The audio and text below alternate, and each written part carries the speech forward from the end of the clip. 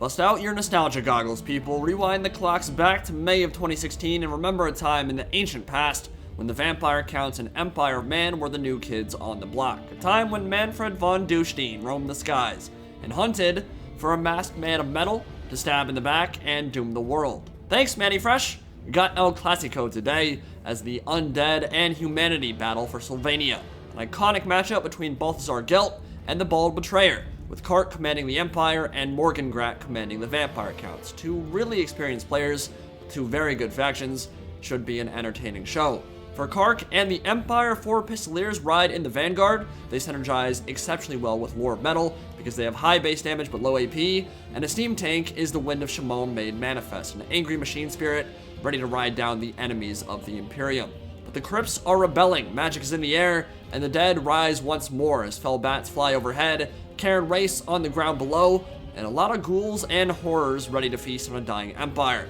Can Kark hold the line, or will Morgengrat sweep him away? Let's find out. So, for Kark's build, he's got a super interesting strategy here. Double Pegasus, double casters, Gelt, and a Fire Mage, and they each only have one spell, Fireball and Plague of Rust. And what he's going to try to do here is lower the armor of any target he tries to Fireball. Whether it be Mannfred or the Wight Kings, he's investing heavily into magic missile play, because high armor targets don't care about Fireball, but low armor lords like Skrulk get deleted by it. So lower their armor by 60, they're going to be in trouble. And Gelt is amazing for this kind of strategy, because with that Staff of Volans and Arcane Conduit, he's got an absurd amount of wins and magic pool to work with. Now, Witch Hunters got a big change in the Doomsayers update. Accusation is no longer a direct damage spell, it's a hex, lowering armor by 30, melee defense by 26, and missile resistance by 22 for 35 seconds, which I think is a really good change, honestly. Pointing your finger at a bad guy and nuking them into oblivion was always a little bit dumb. It's really good debuff now, and frankly, the less point-and-click delete unit spells we already have in the game, I think it's better that we kind of shift some of those out of the meta.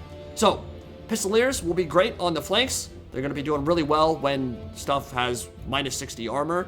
And on the left flank, he's got some state troops and Demigryph Knights with halberds marching their way through the trees to maybe try and ambush the undead. But we can't forget about the crown jewel, the centerpiece of this gorgeous Empire army. The steamiest of tanks, about to grind through meat and bone. It got +2 melee attack in the latest patch and can be devastating when used well. Moonlights as a chariot, a terror-causing infantry blender, and a pretty powerful cannon from long range, so not a bad choice at all. Not a lot invested in the infantry here, but that's not that surprising. Pretty common to go heavy on the cav and mobility when you're playing against the vampire accounts.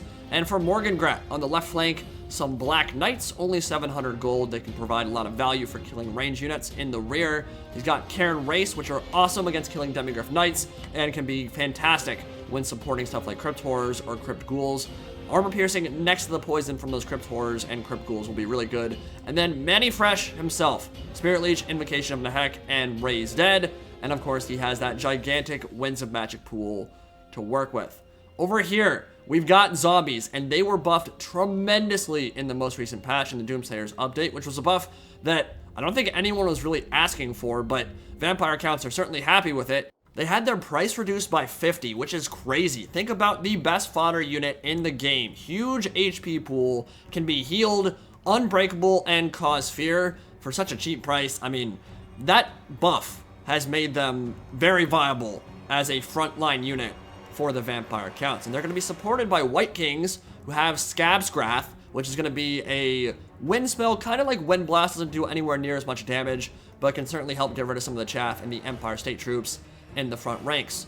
On the right flank, he has a Wight King mounted up on horseback, supporting Black Knights, supporting Cairn Wraiths, and some more undead moving through the trees, and he has already scouted out that ambush that Kark was trying to set up. So Fellbats doing a good job finding some stuff early on. So, you got the Steam Tank about to open up, and the Bright Wizard overcasting a fireball towards the Wight King, and the Supreme Patriarch of the Colleges of Magic dropping a Plague of Rust, lowering his armor by 60, and look at that damage. Now, I'd argue this kind of tactic would be better against a lot of other factions who don't have Invocation of Nahek, which will just heal them up, but there is really no other faction in the game that relies so heavily on their leadership as the Undead.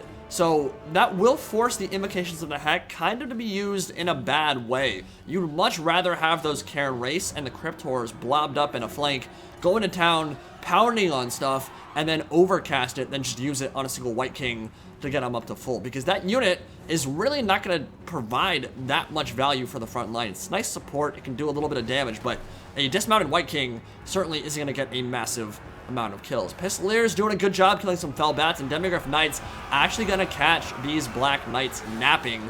Bit of a downhill charge too. Black Knights need to get out of that fight because if they stick around, they are going to get absolutely murdered. Steam Tank firing at Mannfred, who's floating over on the left flank of the Vampire Count's army, and a lot of fighting in the woods over here, which wouldn't really benefit the Empire, honestly, because they will get a big debuff in the forest when fighting against all that infantry. The cavalry wants to go somewhere else, get on the open plain, maybe shut down that mounted Wight King and kill him. I don't know what those fellbats are doing. Surrounding the Witch Hunter, they're getting absolutely torn apart by Pistolier fire, and a nice Spirit Leech from Mannfred on top of those Demigryph Knights with halberds. Super good for deleting individual models from the unit, and once a model is gone, they're gone for good. No Lore of Life here to bring them back. It's been a good opening for the Empire, taking a lot of good engagements. The Wight King mounted up on a skeletal steed, certainly not in a good position, surrounded by Demigryph Knights with halberds. Pistoliers getting some good shots in as well, and Black Knights on this side will crumble. Not a huge loss. Remember, Black Knights are only 700 gold, but looks like Morgengrat might get a rear charge in with the Crypt Horrors and the Cairn Wraiths. Do not sleep on that combination. That is very powerful. A lot of AP, poison put in there as well. They can mulch through Demigryph Knights with halberds if they pick the right engagement. Fireball and Plague of Rust combo, and look at that damage, man. That is insane. This is not a strategy you see very often, but minus 60 armor when Mannfred's only at 30, like that is tremendously punishing when you get hit by that fireball, and the Steam Tank is showing that Wight King who's boss. Remember that it also has a bonus for infantry, so Wight King certainly needs to pull out and go to a different spot on the battlefield. More fighting in the woods, and it looks like the Demigryph Knights with halberds are on the hunt. Cairn Wraiths nearby, but they're caught up in some infantry, and these demis will catch out the Black Knights and kill them. And this is just quintessential Sylvanian combat right here. Undead, Demigryph Knights with halberds in the woods. You've got mist wreathing the trees. You've got darkness descending on both sides, and it is going to be brutal close quarters combat for both the Empire and the Vampire Counts, but demis should be able to take that fight. Over here, Pistoliers retreating from the center. Graveguard do have their shields up, so probably not the best target to shoot at, but the Witch Hunter, every time he shoots that thrice blessed Pistol of Sigmar, gonna be doing a lot of damage to the Graveguard. Scabscrath arcing through the flank of those Empire State troops, and the Bright Wizard and Balthasar Gelt are on the hunt. You know they're pissed off about how the end times went down, going straight after Mannfred, looking to kill the Bold Betrayer and make sure that the end times never come to pass. Another Fireball will be hunting for Mannfred, but he is super fast on that Hellsteed. Fireball, not the most accurate of magic missiles, and it will arc by pretty harmlessly and explode into the water below. Shifting back to the main battlefield, Demigryph Knights fighting some Crypt Horrors, but they're on the downslope. They really want to get a full clean charge off on them if they want to take that kind of engagement. I'm not sure in a prolonged fight they'll actually want to trade like this. I mean, they'll win for sure, but I mean, Demigryph Knights with halberds cost twice as much as Crypt Horrors. And you remember, Crypt Horrors used to be incredibly OP in Game 1. They've been nerfed pretty substantially since then, but they will certainly be able to take down the elite shock cav of the Empire when they're completely surrounded by Cairn Wraiths. Crypt Horrors coming in from multiple sides. Great engagement from Morgengrat, and 1,500 gold worth of shock cav going to go down the drain. Monster Hunters off the field now. Beautifully taken. And Cairn Wraiths, like I said, when they get into a flanking position, when they are supported by other troops, they can mulch through any elite cavalry unit in the game, and they proved it there. Brutal stuff. Demis off the field. Gelt and the Bright Wizard still hunting down Mannfred, who has Invocation to Heck himself back up to full. Another Plague of Rust debuff going down, minus 60 armor with that overcast, and Pistoliers now will take the role of Predator and hunt down the Hellsteed flying overhead. Really nice raised dead there to zone out the Pistoliers, make sure they can't keep pursuing, but because of that Plague of Rust, because of that minus 60 armor debuff, Even the fireball that barely clipped the edge of the Hellsteed did a ton of work against him, and it's going to be very hard to keep Mannfred alive. Kark is investing so much in making sure the leadership of the vampire counts goes the way of the dodo.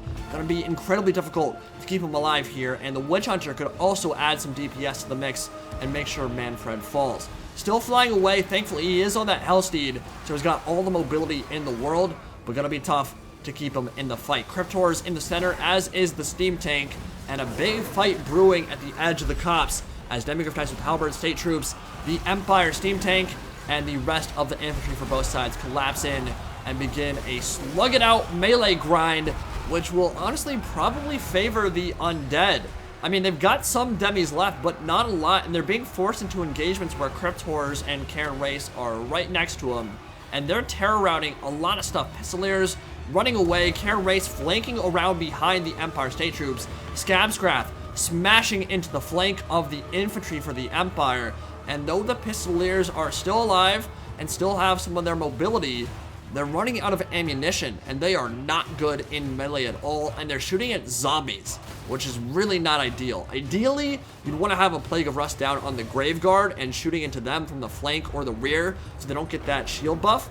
Problem is, there are just so many bodies blocking their shots, and Mannfred is about to die, which could be a shift towards Kark in this fight, but he will land and go down into the safety of his own Crypt Horrors. But the Steam Tank is looking and searching and firing, and my lord, good night, sweet Mannfred. Oh my lord. He just got demolished, destroyed, sent to the Netherrealm, and his grave will be marked by the hairy gooches of nasty Crypt Horrors. A fitting end to Mannfred, the architect of the apocalypse. So he's out of the fight, but so too are a lot of the Empire front line. They're getting absolutely surrounded and swarmed by the undead in the copse, and they're running. And I'd say that Morgengrat, despite losing Mannfred here, might just be in a good position to take this game. Balthasar Gelt can't land down there. Witch Hunter's in good shape, so the leadership is all fine and dandy for the Empire, but the Pistoliers are out of ammo, and they're going to have to commit to melee, and that is just not where they really want to be. Once you've used all your ammo, it doesn't really matter, as fireballs go through and more of those Scabscraths go through as well. Nice fireball would actually take out a Crypt Horror. But as he commits here, I mean, there's terror in there. They don't have a big charge bonus. There's a lot of AP, a lot of DPS from the vampire counts, and they're getting blobbed up too. And they still have leadership is the most important thing. Both Wight Kings are still around. Normally, if Mannfred goes down, you'd say, okay, the vampire count's probably going to crumble. But they have that leadership bonus from both heroes, so it's not as big a deal. And of course, they don't care about the terror from the Steam Tank at all. Question is, can they kill the Steam Tank, which hasn't made a huge impact on the game so far, besides sniping out Mannfred with that final shot, but he was probably going to die anyway. Vampire counts only care about killing one unit at this point. That's bringing down the Steam Tank. If they take that down, they probably win the game. But the Witch Hunter has that master-crafted Artificer Bolter. It deals magic damage, and 3 Cairn Wraiths fall to a single shot. So, if the Witch Hunter wants to make his presence felt, he could sit on top of those Cairn Wraiths or the Grave Guard, fire into this blob, and really do a lot of damage because they are super grouped up around the Steam Tank here. Each of those shots would probably kill 3, 4, maybe even 5 models, and that could rack up a lot of damage in very short order. Steam Tank will pull out, and you saw him take a ton of damage there. Cairn Wraiths attacking from the rear, making sure the melee defense doesn't kick in, means the Steam Tank took a lot of damage that he can't really afford to take, and the Wight Kings are on top of him too. Kark needs to pull out of that fight and get something stuck in there to make sure the Steam Tank doesn't go down, because if he loses that, this game is going to be completely over. A lot of crumbling on the Vampire Counts line, no question about it. Cairn Wraiths feeling the effects of a rear charge from the Pistoliers, but if they just turn around, I mean, they can kill him in seconds, and Crypt Ghouls, a lot of them left. Pretty interesting choice against the Empire. Not a bad one. They're good against state troops, and they can flank, and that poison debuff will make a huge impact as we get into the late game, because exhaustion is taking its hold, and when you combine that with the poison debuff, units are barely going to be ever hitting their opposition. These state troops are in a very, very bad spot, and they will be routing through the enemy Grave Guard, who will munch them up for dinner, and that will be the end of the Empire's infantry. I'm not sure they have any foot troops left on the field. The Witch Hunter is running, but being ridden down by the Wight King on the left side, and the Pistoliers have to get stuck in. There's nothing for it. Tournament rules dictate you gotta just go into melee, and no one wants to watch Pistoliers without ammo run all over the battlefield anyway, so they will charge in, and the fireball will go through, but might have done more damage to the Empire than it did the enemy, and things might be slipping away from Kark. But he has one ace in the hole, one unit that could maybe still carry him out of this nightmare situation as the undead continue to swarm across the hills. This steam tank is the bastion the Empire need, and it is a powerful one. Every single one of those charges slaughtering the undead, and as he turns around, he's gonna line up one of the most glorious charges you will ever see in Total War Warhammer, and Crimson Death will go the way of the Crypt Ghouls and the zombies and just run them over, bowl them over, pancake them into oblivion. That was very satisfying to watch. And all eyes are going to focus on the steam tank now. Can it deal with all the Graveguard, the Wight King, the Crypt Horrors? I guess there are no Crypt Horrors left as the Cairn Wraiths. A few of them, actually they're 2/3 HP, and a bunch of zombies and Crypt Ghouls and undead. Can it deal with that much stuff? This is where it thrives. I mean, killing relatively low tier infantry is where it makes its impact really felt. But there's a lot of bodies on the field. If you're Morgengrat, there is one thing you want to avoid, and unfortunately, he's not really avoiding it. You're gonna see all these infantry as they collapse in, get in one long line. What that's doing is maximizing the amount of models the steam tank hits as he charges through. So you'll see those HP bars drop tremendously as he goes through, and that Graveguard unit was actually, dude, I just realized that Graveguard unit was almost full HP when it charged in there. Look at how much damage it took because it was in a column formation instead of a wide spaghetti line. And if it was spread out left to right, it would have only hit like say 4 or 5, maybe 6 models as it charged through. But they were in that long column.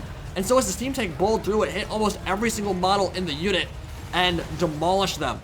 So that was a big mistake there because this steam tank has very little HP left. And even though Graveguard and zombies and stuff aren't going to do a massive amount of damage to something that heavily armored, it will rack up over time. And because each of these units are in a column formation, each time the steam tank fires, each time it charges in and bowls stuff over, the zombie army is just crumbling at the moment. It is crumbling like crazy, and I think some of that DPS could be mitigated just by spreading out a bit more and surrounding it instead of just charging forward in a big column. I don't know how much of that is intentional or just a micro mistake or what the deal is there. I'm not sure I would even think about it in the course of a battle, but looking at the replay back now, they're getting punished pretty heavily because of that decision. And I'd say that what was I think that the vampire counts kind of had that one. Steam tank might be able to survive now, but there are a couple factors that play into that equation. The Wight King is still alive. He has a bonus for infantry, 410 weapon strength, not a lot of AP, but more than enough to rip that machine spirit straight out of the tank of Sigmar. That's before he got sent flying about 50 feet from a big ol' smack from the front end of that thing though. And the battering ram is working its magic against the undead. Balance bar shifting a little bit towards Kark here. Bright Wizard and Gelt, both still alive, both relatively hurt, but can they take down a Wight King together? On top of their Pegasus, Quicksilver, and the Quick Strikes going through, knocking them over, bullying that Wight King. And at this point, yeah, I'd say barring some kind of miracle, Empire going to take it unless the Wight King puts a team seriously on his back, which he could. The steam tank is one hit from death. 90 HP is all that remains between that and a lifeless husk just exploding and killing everything around it. But it looks like the Wight King will crumble one more time. Sent flying. There are some Crypt Ghouls. I don't know, they must have been chasing off routing units coming back. And I'm going to be very curious if the Crypt Ghouls can finish out that steam tank. I mean, it has slivers of HP. It's one hit from death. That's all that's required. They're crumbling now. Gelt into the fight. I believe the Bright Wizard actually routed. And that will be your game. Empire takes it. Kark wins. Beats Morgengrat, but barely. Super close battle. I mean, one more hit from the Wight King would have been all that was required. And I'm not sure Gelt would have been able to carry the end there against Graveguard, slivers of HP on a Wight King and what remained of the Crypt Ghouls. That would have made an even more interesting ending, but wow. Steam Tank, 70 HP at the end of it, manages to carry the day. Witch Hunter, 92 kills. A lot of that was probably on chaff. We got some good shots into the Cairn Wraiths. Demis got some good kills on the Crypt Horrors and the Black Knights, but ultimately got swarmed by Morgan Grat, who had some really good tactics with the Crypt Horrors and the Cairn Wraiths. I've talked about it before. You can use them in combination with a couple of units. Crypt Horrors certainly works.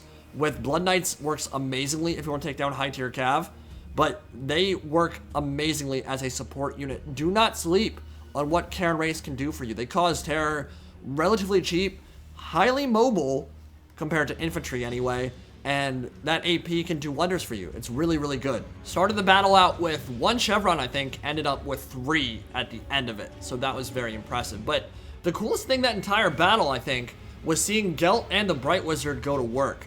I typically don't like general sniping metas. I don't think they're very interesting, but using Plague of Rust and the Bright Wizard Fireball there worked exceptionally well, and it wasn't the only focus of that battle. I thought it was really interesting to see that interplay. Hope you guys enjoyed it. See you next time. Any Pride signing out for now.